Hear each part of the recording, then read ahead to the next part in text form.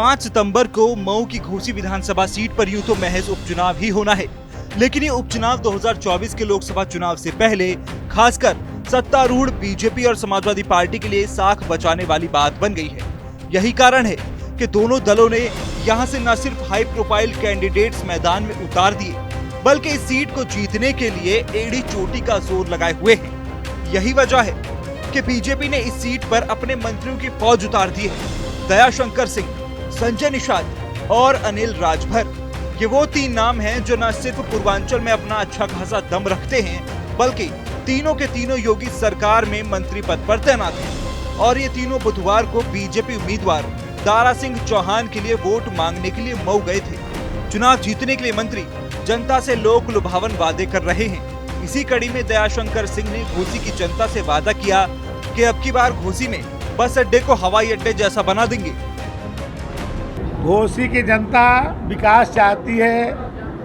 घोसी की जनता को अपनी गलतियों को सुधारने का एक मौका मिल गया है। मोदी जी और योगी जी की विकास की गति घोसी में भी तेजी से बढ़े, ये घोसी की जनता चाहती है।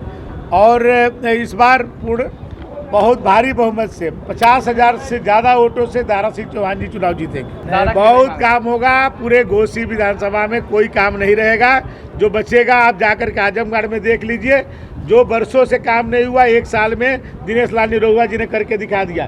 2000 करोड़ से ज़्यादा का विकास जो है आजमगढ़ में, 2 विश्वविद्यालय बन रहा है, एक्सप्रेसवे आ गया, कई ऐसे ITI कॉलेज, डिग्री कॉलेज, संगीत महाविद्यालय, कितने विकास हो रहा है, इसलिए घोसी में भी होगा। घोसी का रोडवेज कब बनेगा मंत्री जी? घोसी का रोडवेज को हवाई अड्डा की तरह बना दूंगा, मैं वादा कर रहा हूँ। वहीं योगी सरकार में श्रम एवं रोजगार मंत्री अनिल राजभर ने घोसी के उपचुनाव को प्रदेश का नहीं देश का चुनाव बताया, जिसका असर 2024 के लोकसभा चुनाव में दिखाई पड़ेगा।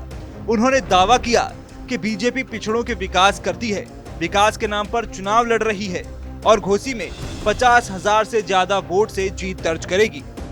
लेकिन मैं फिर कहना चाहता हूं कि घोसी का बाई इलेक्शन 50,000 वोट से हम जीतने जा रहे हैं। हर चुनाव को हम गंभीरता से लेते हैं। आपने निकाय चुनाव में भी देखा होगा कि हमारे मुख्यमंत्री जी का दौरा हर जगह लगा, बैठकें किया, उन्होंने सभाएं की। अभी यहाँ जो बाई इलेक्शन है, योगी जी आने वाले हैं, वो आएंगे और क्यों नहीं होगा। हम विकास की बात करते हैं, हम सबको साथ लेके चलने की बात करते हैं। आज हम सरकार चला रहे हैं तो हमारे सरकार के मुखिया के नाम पर मतदान होगा। वहीं मत्स्य विभाग के मंत्री संजय निषाद ने विरोधियों पर निशाना साधते हुए कहा कि पिछली सरकारों और पार्टियों ने हमारे समाज के लोगों को दारू पिलाकर बहकाने का काम किया है, पैसे बांटने का काम करके शोषण किया है। इस दौरान उन्होंने मुस्लिम समाज के लिए स्ट्रक्चर कमेटी की रिपोर्ट का हवाला देते हुए कहा कि मुसलमानों में बहुत अधिक गरीबी है, उनके सहयोग से सपा बसपा की सरकारें बनी, वो लोग वोट दे रहे थे, बदले में गरीबी ले रहे थे, मगर एनडीए के शासन में सबका ख्याल रखा जा रहा है। इवन मुसलमान के स्ट्रक्चर कमेटी का रिपोर्ट कहती है कि मुसलमानों में बहुत अधिक गरीबी है, क्योंकि गरीबी किसने बढ़ाई, उन्हें हाथी साइकिल पंजा बटन दबाया और सपा बसपा के सहयोग से केंद्र की सरकार भी चल रही थी, लेकिन मुसलमानों में क्या कर रहा, वो वोट दे रहा था, बदले में गरीबी ले रहा था। ये पिछली सरकारें कैसे घुमाती हैं, कैसे पौआ पिलाती, कैसे पर्चा बांटती हैं, कैसे बहका के ले जाती हैं। तो किसी को अगर कोई थोड़ी देर के लिए बहका के ले चला गया है और सरकार के साथ जब सत्ता में नहीं रहेंगे तो कैसे अपने समाज को या किसी को उनके दर्द को दूर करेंगे। आपको बता दें कि मऊ की घोसी विधानसभा सीट पर 5 सितंबर को मतदान होना है। उसको लेकर ये सरगर्मियां बढ़ती जा रही हैं। बीजेपी के मंत्री और सांसद विधायक मऊ पहुंच रहे हैं, जनसभा कर रहे हैं, चुनावी चौपालों में बीजेपी सरकार के काम गिनवा रहे हैं।